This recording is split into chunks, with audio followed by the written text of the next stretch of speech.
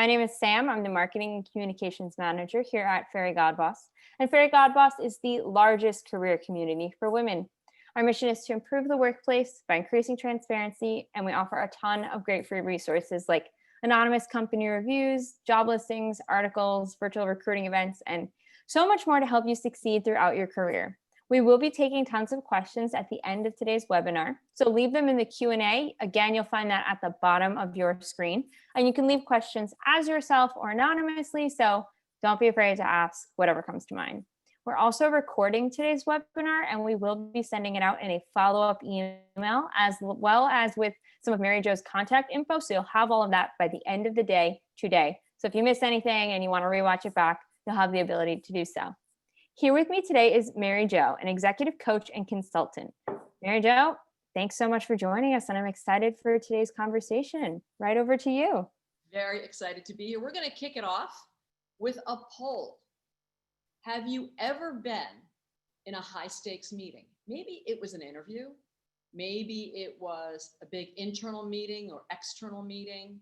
Let us know. Quick, easy, yes, no, or you're not sure, where you did not show up as your best self. Have you ever been in a high stakes meeting where you have not shown up as your best self? Well, after you answer this, start to think about why. Why do you think you didn't show up as your best self? And if you can, put it in chat. We'd love to hear from you as to what's going on. 10 more seconds to vote, and then I'll show the responses. Great. Thank you, Sam. It's a simple yes or no question, maybe not sure. And think about why. All right, 88%. This has happened. It's happened to the best of us. And today we're going to go through some tips and techniques to prevent that in the future. And if no, I know there were a few of you that were no and not sure, you're still going to learn, take something away from this meeting. And Sam, are you seeing anything in chat as to why this happens? Yeah, somebody said they're just constantly nervous, like trying to find the right answers or don't know the right answers. What is Lisa? Lisa said, I'd like to think I always show up as my best self. However, I don't ask for feedback from others to find out what worked or what didn't work. Tracy is saying something a little bit similar. She just doesn't feel as prepared as she should. Okay, great feedback. We're going to address all of that. In fact, research tells us that people make a decision about somebody in the 17th of a millisecond. That is insane. And there are so many things that impact how we show up in a meeting. And we're going to start off with 10 communication misses. Now, these are 10 of many, and I chose these because I see them with many of the women that I coach. The first is diminishing words. I just need to ask you a question. Would it be okay if? Or filler words like, so, all those short extra words. So can I ask you a question? There's no need for that so. Upspeak. I have a client in Massachusetts, totally fabulous woman, mid-career, and she makes a statement, and at the end of every statement, she goes up a bit in her voice. This happens a lot with younger women, and to see it in somebody who's in their 30s and 40s is surprising. You want to get rid of that. Let me give you an example. Did you hear that? It goes up. Giggling. I don't see that a lot, but I have a client in California that giggles when she starts to talk about leadership and serious growth in her own self, when she talks about taking ownership of it. It's a nervous reaction. And speaking about nervous tics happen. I have a local client, and she does this thing, or she used to do this thing, where she would be speaking and say, she would snort a bit. It was the weirdest thing. Excessive movement is a problem for a lot of women. They bounce, they stand on the stage maybe, and they cross their legs and then they rock back and forth. You ever seen that? Excessive movement with our arms, nervous energy, or excessive smiling and nodding, smiling and nodding. We had a client in New York many, many years ago, big, had a curly hair, and she just loved to encourage people. And she did that by nodding and smiling and nodding and smiling. And that takes away some of her power. We'll talk about that in a minute. Lack of eye contact. I see this mostly with younger people, but been coaching people of all ages through it, where they can't look you in the eye. Now, that's different from when you look away for a minute to catch a thought, but when you are consistently not making eye contact, that's a communication miss. Another one is when we contract with our bodies. Now, I'm exaggerating it, but we live in a very contracted society. When we're on our phones and we're hunched over, like a scared rabbit. Or the opposite, too rigid. Many years ago, I went in to interview for an executive vice president job, and I was in a black suit. And I don't know, it had an impact on me. And I was in a financial meeting, financial office. The whole thing wasn't how I roll. And the feedback came back from the recruiter that the hiring manager said I wasn't warm. I was showing up in this kind of really harsh way. I ended up getting the job, but I had to backpedal so that he got to know who I really was. Well, what are some things that you can do about it? And I think it was mentioned in the chat earlier that somebody wasn't prepared. One of the things you can do is to over-prepare for these high-stakes meetings. But the first thing is you have to have an awareness around the fact that you have these habits. Well, let's do another poll really quickly and find out if you have, and you're aware of any of these habits that you might have. Filler words are very common. I'm guilty of it. Almost everybody is guilty of it. We want to be more concise in our communication. But filler words are super common. Diminishing words, again, super common among women. Upspeak, that's also when you go up at the end of a sentence. Eye contact, smiling, nodding too much, excess energy, nervous tics. Whatever it is, I'd love to hear what you think you have. What's your awareness around this topic? Sam, how are we doing? I'm going to give everyone 20 more seconds. Great. We'd like to hear from you.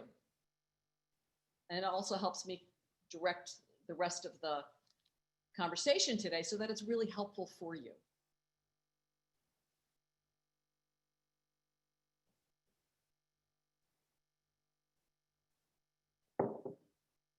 All right. Diminishing words are more, that's shocking, are more common than filler words. Shocking, just by a hair, but that's very, very interesting. And it's something that's easy to eliminate. And then the third one was smile and nod too much. Avoid eye contact. Can you go down, scroll up a little bit so I can see all 10 of them? Sam, the results? Did that work? No, it's all right. Doesn't matter. It's fine. All right. So what do you see, Sam, in terms of the top ones? I see diminishing words, filler words, smiling and nodding too much. Yep. Those are the top three. Great. All right. Very common. The first step is increase your awareness. The second step is get prepared. Practice. Doing role playing with colleagues, with friends is really useful. And I have to tell you, this device is the best because you can videotape yourself on it. If you have a high stakes meeting, you can videotape yourself and play it back and listen for those words. All right.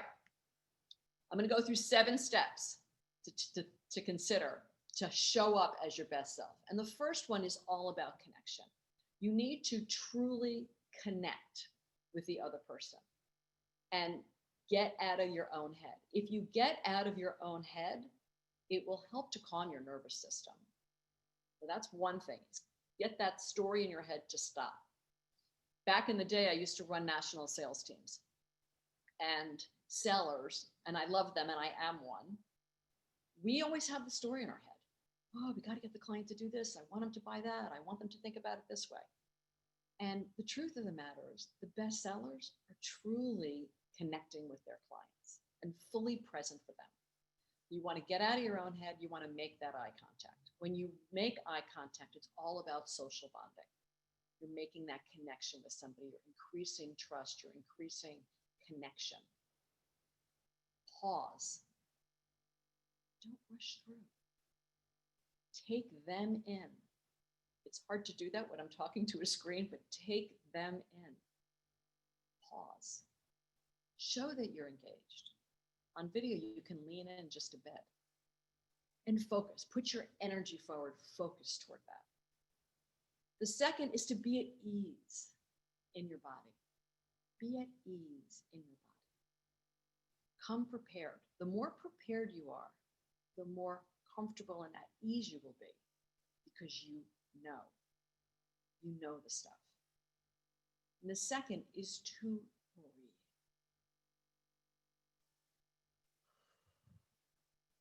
To be at ease, I do 3 deep breaths before every important meeting and every coaching session, because I want to be fully present and I want to be at ease for my partners, clients I'm partnering with. Know your value. When you are interviewing for that job or in that high stakes meeting, your value is just the same as everybody else's value. The interviewer is not up here and you're down there. That's not how it works. Own your value. They need to bring in somebody with these skills. They need in that meeting to hear your point of view. Own your value. And be yourself. Be authentic.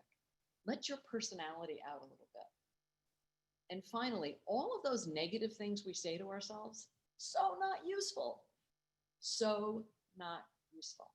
Again, amazes me how many women that I coach that are giving themselves negative self-talk, even during a coaching session. Oh, that negative self-talk is so not useful. The third thing is, we want you to be in the game. In the game. Actively listen and ask questions that are in relation to what the other person is saying. Have you ever been in a meeting where somebody asks a question that's completely a non sequitur? How did that happen? You want to be in relation. So I love it to call it be in the game, because the ball is going from the client to you and back. It needs to be in relation. And sometimes it's really useful to mirror the other person. So if they have high energy, turn your energy up. Or if they're more back, you may want to be back, or you may not. But mirroring others is a tool that you can try. It may be useful. Be fully present in the meeting, in the game, be in the game, watching where the ball's going, and disconnect from this. It breaks my heart when I go out and I see people at dinner on their phones. Disconnect for just a few minutes, and it makes such a difference. Next up, own your charisma. Your charisma, your authentic charisma. So charisma is made up of 3 things: power, presence, and warmth. Power is I get stuff done. I make things happen. I get stuff done. I make things happen. Presence is I see you. I am connecting with you. I am all in with this meeting. And warmth is I like you. I care about you. Now, power, presence, and warmth.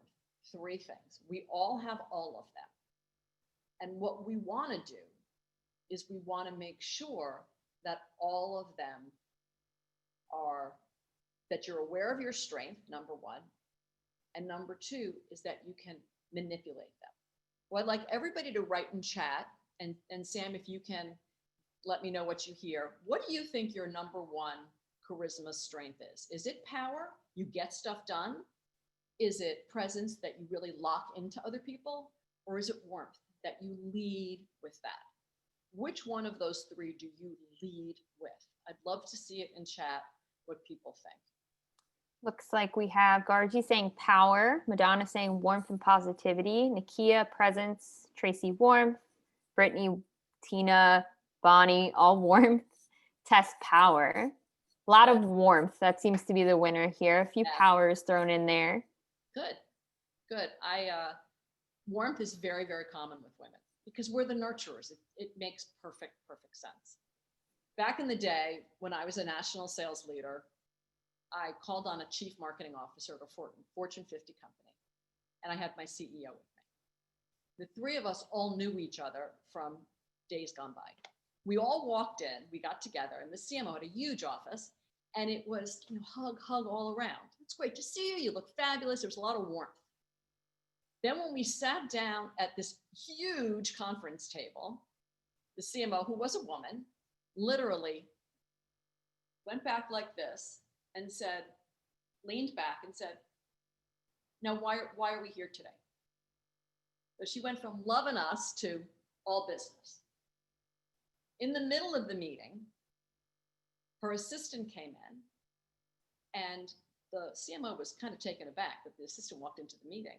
The assistant walked over and whispered something in her ear. And she immediately got up, went over to her desk, picked up the landline, and she was white as a ghost when she picked up that phone. And then you started to see her body melt a little bit. She was breathing again. She hung up, she came back, and she told us in a very short story about what happened. It was a family situation. She was again warm, telling us, and then switched right back. All right, let's get back to the conversation we were having about blah, blah, blah. And at the end, it was great to see you. We'll follow up. It was warm again. I'd like to call that my Oreo cookie or my double Oreo cookie, where she started with warmth. She started with warmth, went to power, and then finished up with warmth. That's really useful. The Oreo cookie is really useful for a lot of women because they're naturally warm and they want to have that relationship building. But if you're all warm all the time, it's not useful because people tend to think of you as a doormat. And that's a provocative statement, and I apologize for that. But we want to be able to shift from power to warmth to presence. You want to be able to tune it up or down based on the situation. One of my male clients, warmth is not his strength. His strength is presence, and power is something he's working on. And the other, he calls it his ham sandwich. We all have our own words. He was in a meeting with his boss. He leads with presence. He turned up power consciously. And what he said was his boss also mirrored him and turned up power. It was a very, very powerful thing. So think about warmth, power, and presence and how you can use them to your advantage in various meetings. Now, everybody, I'm sure, has heard of the power pose. Amy Cuddy, 2 minutes, stand like this, ground down on the floor and push up with your hands in a star position. If you haven't, go on TED Talks. It's one of the top 5 TED Talks of all times. Amy Cuddy, C-U-D-D-Y. Not just watch it, but practice it. Practice it before a meeting. Obviously, you're not going to do the power pose in a meeting, but before a meeting, get the energy going because it's proven that it increases your testosterone, which is the power hormone, and decreases cortisol, which is the fear hormone. But that's a great, useful thing to do before important meetings. And then when in a meeting, what I like to say is go down, up, out. And what I mean by that is down. Push your butt into the chair. If you're all sitting at home or wherever you are, push your butt into the chair and make sure your feet are grounded down, pushing down. That will calm your nervous system. For all those women that rock back and forth, they're actually creating more anxiety in their bodies. You want to push down to ground your nervous system, calm your nervous system down. The next thing you want to do is go up with your neck, lengthen your neck. You know, when I was in ballet school a zillion years ago, they would put the teacher would say, think about a ribbon coming out of your head and you would pull it up. All right, get your full length. And the neck is all about status. Think about models and their necks. And then finally go up. It's the anti to contracting. Up, finally go out. So down, up, and then out. Out with your shoulders. Take up space. That's how you own your charisma. Many women are contracting, and we want to take up more space. Even if you're 5 feet and weigh 80 pounds, you want to take up space. And I know a lot of small women who totally own it. Oh, it comes from down, up, out. Now, your opportunity, take a chat in chat.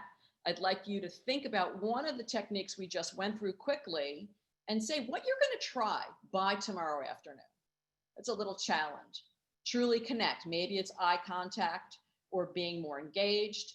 Maybe it's practicing breathing to be at ease or positive self-talk. Potentially learning to mirror others and see if that works for you, or improving your listening skills. Or maybe you want to try the power pose or down, up, out. Let's hear from you.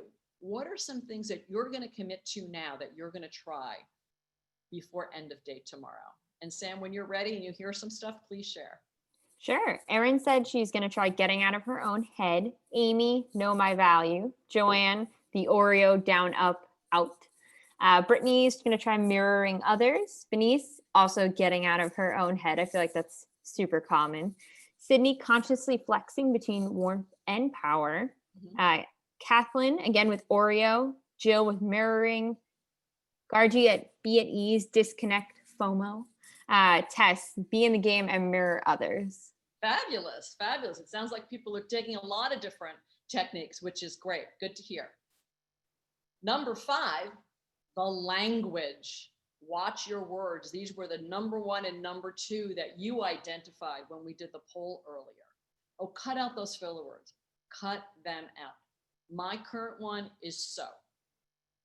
So, can I tell you a story? There's no reason to put it in there. But I listen to senior people and they're using and Have a silence. It's okay. So first be aware of what's your favorite filler word and then get rid of it. And don't replace it with another one. Eliminate the dismissive words. This was your number 1. And this is a woman thing. It's a gross overgeneralization, but dismissive words are so common. And it brings us down. So let's eliminate them. Speak like a human. What do you think I mean by that? We get into business and we start talking like business machines. Be human. One of the things and Sam and I were talking about this earlier about video, it's exhausting to be on video all the time, but I think it's brought out a little bit of our humanness and our need for human connection. So be human in your communication. Pause for lots of reasons. Number 1, pause to give you time to think. Pause so that the listener can catch up to what you're saying. Some people have come to me over the years and said, I talk too fast. I gotta learn how to slow down. No, you just need to learn how to pause. I talk too fast. And I really talk too fast. It's okay. Pause. Good for you. Good for the listener. Also an opportunity for you to take a breath. It's also an opportunity for you to connect with other people. So while you're pausing, you're looking at them, you're talking to them. And then last but not least, is it's okay to use passion and emotion. Well, I partner with executives and I get super excited when we're working together and they have a breakthrough. And it's okay to share that. Back in the day in sales, people want to buy from people who really are committed to what they're selling. It's okay to be passionate about it. Okay to have some emotion. In high stakes meetings, these are some things to think about. You can make a quick little checklist. Number 1, over prepare. Do your homework, research, own it. 2, breathe. Breathe before you go in, breathe in the meetings, breathe. Take up space. Down, up, out. Take up space. Don't shrink. In the book Lean In, many years ago when Sheryl Sandberg wrote it, one of the things she talked about was the women who would go sit on the women would walk into the meeting and they should have been sitting at the main table, but they went into the side and sat on the side chairs. Take up space. You have as much right to be there as anybody else. You're there for a reason. Make it known that you're there. Practice, practice, practice. Interview questions, practice presentations, and the rule of thumb is 20 by 20. It's 20-minute presentation, practice it 20 times. Again, the phone is your best friend. Be your authentic self. Let people know who you are. Don't be an automaton. Focus on others. Put your energy on them. It will help you get out of your own head. And be kind to yourself. Be gentle with yourself. We are all beating ourselves up way too much. Nobody's perfect. You don't want to be perfect. Perfect isn't good anyway. Be yourself. And then finally, for this presentation, I thought it might be useful to throw in some things on video because we're all doing so much of it. Number one, I feel very strongly that people should keep their camera on for a video call because it shows that you're engaged. It shows that you're in the game. Multitasking is a myth. You cannot do two things at once. Well, now you could argue, and there's always an exception to every rule, but keeping the camera on and showing you're engaged and part of that community is useful. Watch your lighting. You want to be front lit, not backlit. Don't have a window behind you. All right? Front lit, not backlit. And your backdrop. I opt for a blank wall. That works for me. I'm standing up right now because it gives me more energy, but a blank wall is useful. Or a virtual background. Or Amazon, you can actually buy a poster and put it up on your wall if you want to do that. But you want to be aware of what message you are giving to other people when they see you on video chat. But your background really matters. Use the lens, know where your lens is. So I know where my lens is. I just put it on, I'll put my finger over it. Know where your lens is because that's what you should be speaking to because that's when you do the social bonding, when you look at the lens and release oxytocin, which is the social bonding. Look at the lens as much as you can. Tabletop dressing, that's dressing from the waist up, but make sure you're dressing in a way that's appropriate to the conversation. If you are interviewing, you may want to put on a full dress or a suit or something, if that's in your industry. I have jeans on right now on the bottom, but sometimes if I'm in a big high stakes meeting, I would put on a whole suit. But tabletop refers to the waist up. Great to stick with jewel tones, which is why I wore my bright green today, and solid colors. Jewel tones and solid colors look best on the screen. Because if you have prints, it can be very distracting. Again, it depends on what the meeting is, but understand what the best is. The best is jewel tones, solid colors, and again, dress full. I think there's some research around the fact that matters. If you have the power outfit, the whole power outfit on, that could be useful. Frame your face. If I'm really far back like this, you can't really see me. But if I move in, then you get my expression. 50% of our body language is in our face, 50%. But we haven't lost that. And even on video, you can still use your hands periodically, as I have been doing today. And finally, engage people. Do an around the screen, ask people to answer different questions. Use chat, use your polls if you can, but make sure that people are engaged. It brings a little bit more humanity to video. Oh, this is a quick summary of everything we talked about. Truly connect, be at ease, own your charisma, elevate your verbal communication, set yourself up for stressful situations, and be a star on video conferencing on VC. Questions?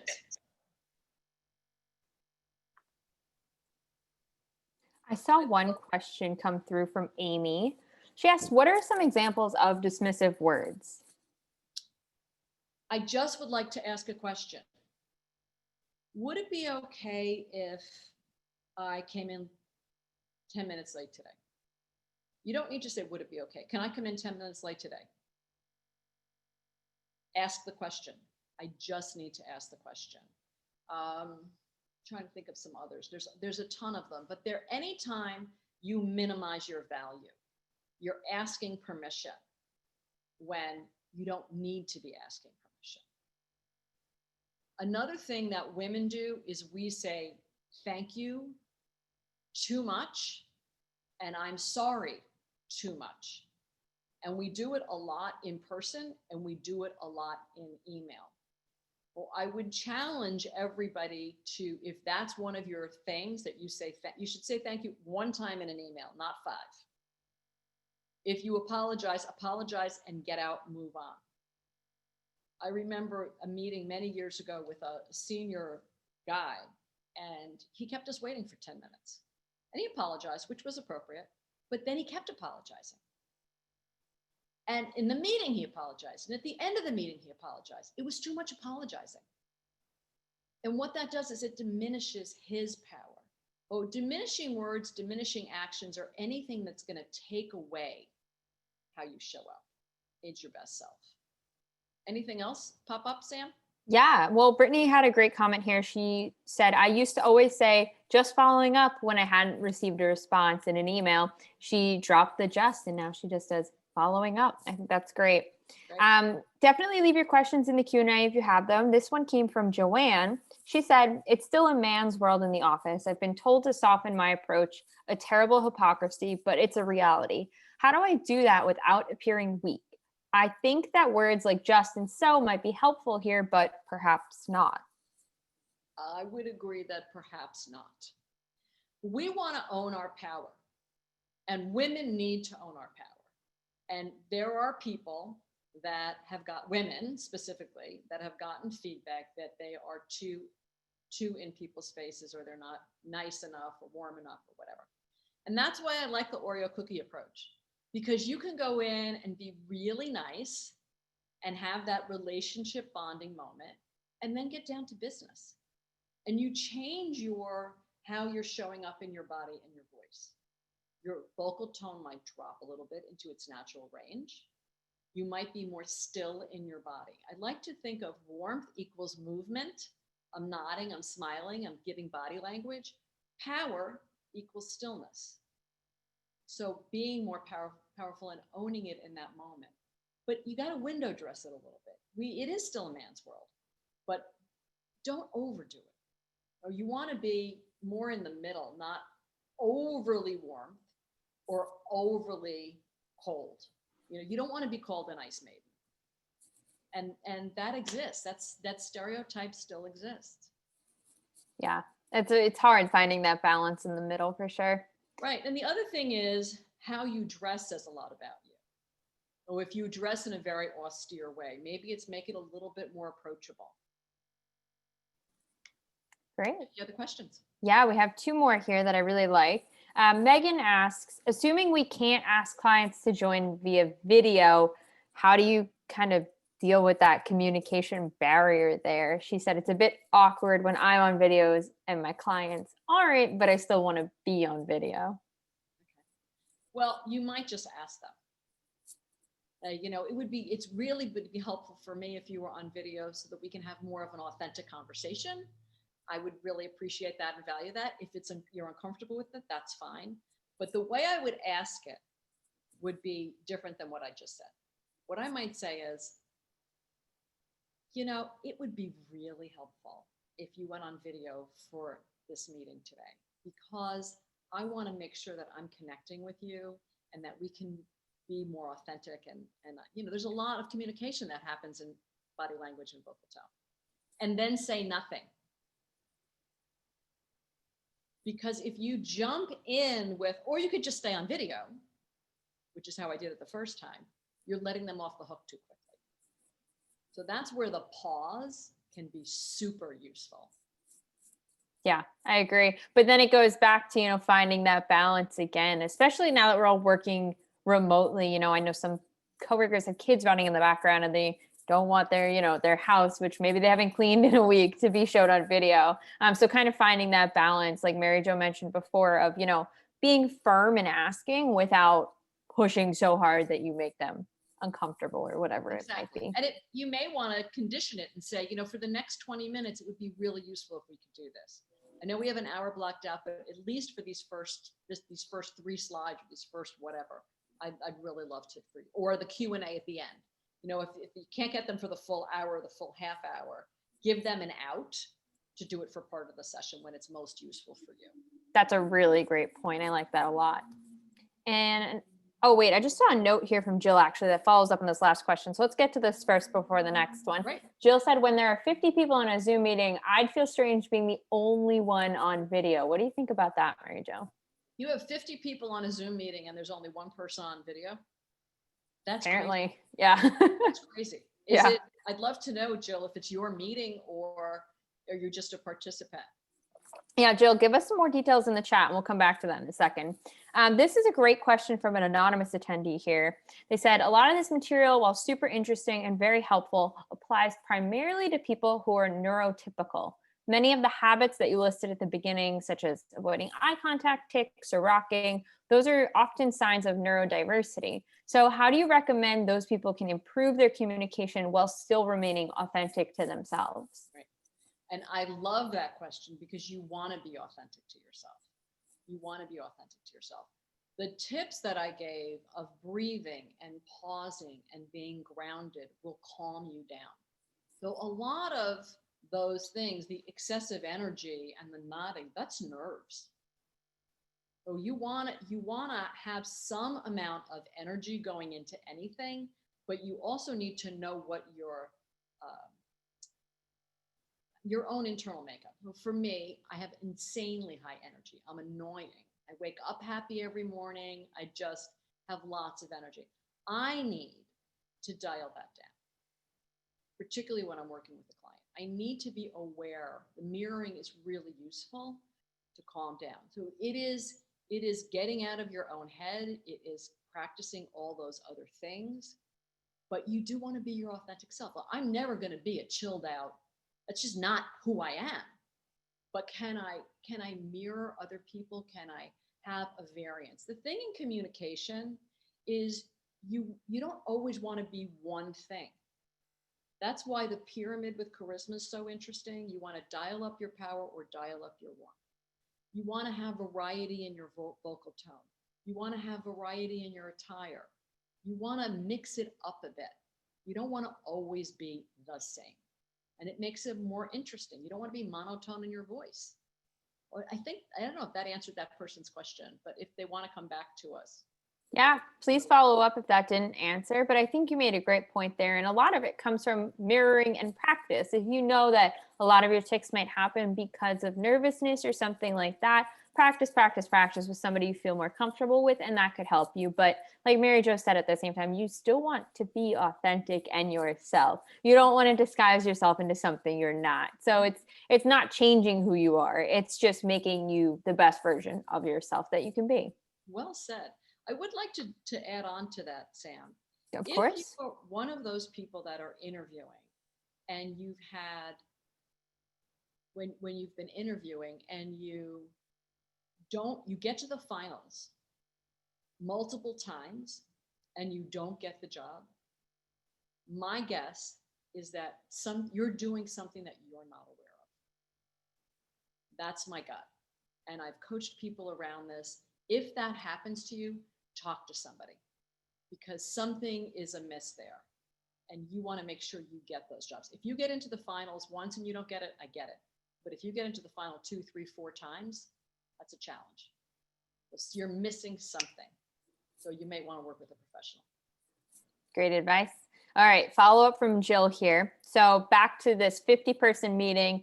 Nobody's on video. It's her boss's meeting. It's company-wide. He's usually the only one doing the talking. And his video is on. He asks them questions, but nobody else ever turns on their video. And then Jill ends it by saying, maybe if I start doing it, people will follow. So what do you recommend? It's his sandbox. He's the boss.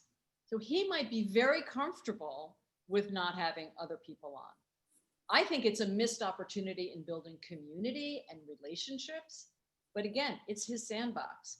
Jill, you may want to reach out to him and just say, I'm happy to go on video if this matters to you in a casual way. And maybe we can get other people to go on video too, because I'd like to see their faces because I miss them. I would like to build our community and things like that. But that's an opportunity for you. Yeah, using those I statements, great advice. It is his sandbox. All right, Jill's going to try it. Let us know what happens, Jill. Great. Kristen here asked, how can I be less monotone? Great question. I love vocal flex. Vocal flex. Talk really fast. Talk slowly. Go loud or soft and whisper. The ear picks up the difference. Oh, it's one thing to go loud. It's better to go loud and then soft, because the vocal dynamic of opposites is really interesting to listen to, and it makes you more memorable. Oh, just try loud and soft or fast and slow. They're super easy. Just try them and see how it goes. Practice it. Back to that practice, practice, practice. Mm-hmm. You got to try things. You know, everybody may want to write a list now of five or six things that you want to try based on this conversation today. That's definitely a good idea. 1 week at a time. So 1 week you're going to work on getting rid of dismissive words. The next week, maybe filler words. The next week, it might be get rid of your monotone voice. Just write down a list of, 5 or 6 things. Wow. Okay. We had a lot of questions come in about kind of the same subject here. Jessica wants you to speak a little bit more about uptalk, if you kind of know the reasons why women tend to do that more than men. And then how do we avoid doing that? Any tips, again, on breaking that habit? Okay. Uptick happens when we're young. When we're young girls, because we want to be liked. And it would be okay if I'm nice. Will people like me more? Right? That's what happens. We do that because girls, particularly, we want to fit in. Being a teenage girl is the worst thing in the world, in my opinion. It's hard. But we do it to fit in. That's why we start to do it. Or we do it because we don't think highly enough of ourselves. My client in Massachusetts, I'm working with her now. She's in her 40s and she does uptick. She didn't know she did it. But she thinks she is less than. She's insanely smart, very capable, very confident, and doesn't see herself that way. Oh, she has this habit of uptick. Women do it more. I've never heard a guy do an uptick. Now, they probably do, but I've never heard it. And I think part of it, the reason we do it is it's socialized, whether we want to fit in or we don't feel well about ourselves internally. That's why we do it. And then it becomes a habit.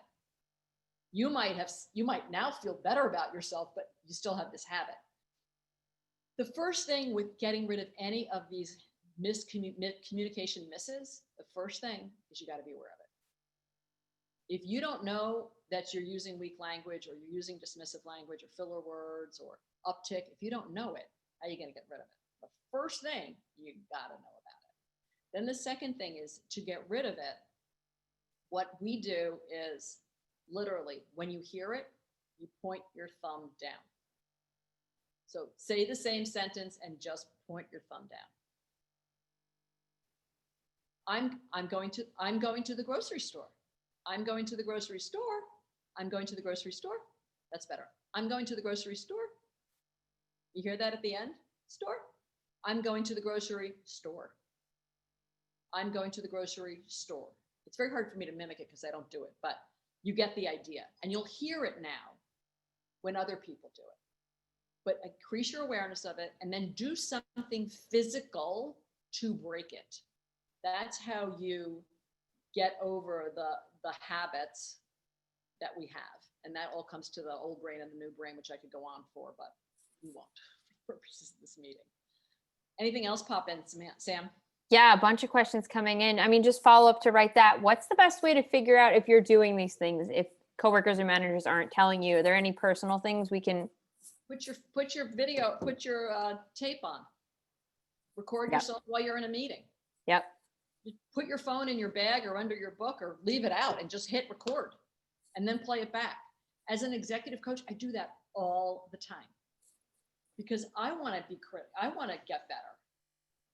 I'll do it. Yesterday I had a client and I Zoomed it and taped it, and then I listened to it. recording is really valuable. Yeah, agreed. That's a great advice. And then Lisa here on the other side of things, she says, I could hear various Zoom calls from her daughter who's living with her and working from home. And she heard a lot of upspeak by everyone.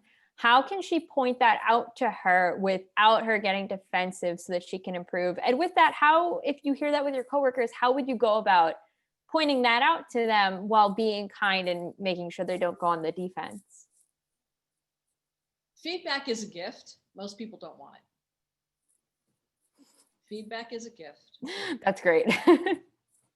But with your daughter, what I might do is do a little bit of research on Upspeak, maybe find an article that you find interesting and might speak to something that will help her and say, I noticed something. Can I share with you what I noticed?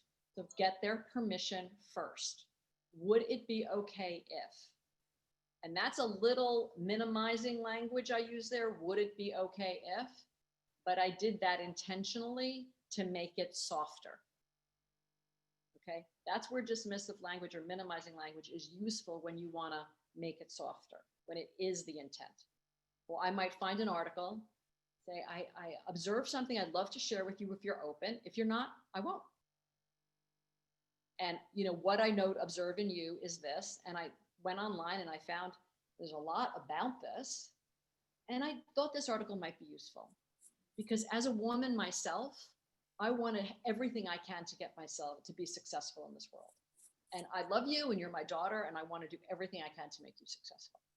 And I think the same thing with colleagues. I have observed something. Would you like to hear it? Yeah, that's putting the onus on them and giving them the opportunity to say no if they really don't want to hear it. But then also, they probably do want to improve. So you're inviting them in to give them helpful feedback. And then Sarah asked a question generally, how are there any tips or best practices on how to become more articulate and an eloquent speaker overall? Maybe I need the help. Is there something we can practice daily? And I want to point out in the comments, I saw Toastmasters, and that is a great example as well. But Mary Jo, if you have any more, would love to hear them. Toastmasters is great. Again, being aware of it, practicing it, being conscious, being intentional about showing up, being intentional about how you show up. Steve Jobs was an awful, awful presenter when he started. If you want a good laugh, go on YouTube and watch the old Steve Jobs videos when he first introduced the Mac. He got insanely good as a communicator. He had a full-time presentation coach. He would do 4 and 5 full dress rehearsals for every Macworld. He took it really seriously. If you want to get better, take it seriously. Practicing at Toastmasters is a great thing. There's apps that you can get on your phone that will record you and give you feedback. One is from the company that I do some work for called Own the Room. They have a Life Hikes app, which is free, and it will mimic your recordings if that's useful for you and give you feedback on your language and the words that you're using. But there's lots of tools out there, more now than ever before. Again, apps, awareness, asking for feedback from your colleagues and friends, being intentional about it. Perfect. And then our last question here is from Garji. How can I come back to the topic when another person consistently interrupts me, specifically when that person is in a higher position than mine? That's a tough situation. Wow. Can you read that again, Sam? How can I come back to the topic that I was previously speaking on when someone else in a higher position consistently interrupts me? Okay, I'd love to know if that person in a higher position is a woman or a man. Garji, if you want to let us know. If it's a woman or a man, that would be great. There's a way. Man. It's a man. It's totally cool to say, let's circle back. It depends on how again, the hierarchical in the organization. Can we circle back is softer. Would it be okay if we circle back is dismissive and softer still? Let's circle back is more powerful. So you can decide, are you going to go on the high? Let's circle back. Can we circle back? Would it be okay if we circle back? Those are 3, again, it's a continuum in communication. or which one works for you at that moment. Yeah. I've also heard a lot of people recommend finding somebody, if you can, who's in the meetings with you, maybe a buddy, a work pal, who can advocate for you and Right. bring that topic back to what you were saying on. I've seen this work a lot. It can be woman or man, doesn't matter, just somebody who you know is going to have your back in the meeting, so that if that person keeps interrupting you, well, maybe your colleague can jump in and say, hey, I want to hear, more about what Gargi was saying or something like that, just so you're not left on your own in a way. Right. Sam, that is a great point. There's actually a word for that, but a lot of women's groups teach that concept. You get somebody to support you. I love that you made that point. Thank you. Of course. And then quick question from Tracy. What was the name of the app that you mentioned before about Life Hikes, LIFEHIKES. It's from Own the Room. Perfect. All righty. That seems to be all of our questions today. So as we wrap up, I'd love to hear in chat a key thought or takeaway as we wrap up. What's your key thought or takeaway as we wrap up today?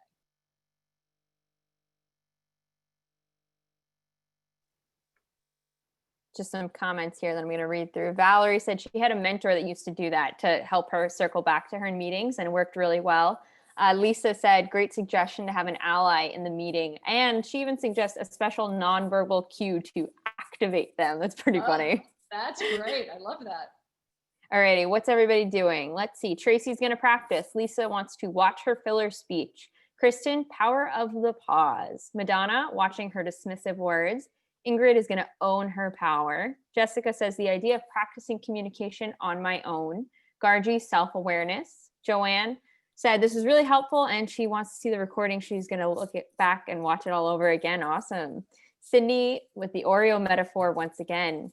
Denise is going to discuss strategies with her mentor. Awesome. Lots of practice, recording ourselves. Lori is going to slow down and breathe. I like that one a lot. Fabulous. All right, Sam, any final words from you? I just want to say thank you again so much to Mary Jo. This was a wonderful presentation. Thank you everybody for attending. As a reminder, we will be sending out the recording by the end of the day today, so you'll have that and you will be able to watch it back. And I hope you'll join us at the next one. Have a great rest of your weeks. Great. Thanks, Sam. Thanks, everybody. Enjoy being Bye. with you today.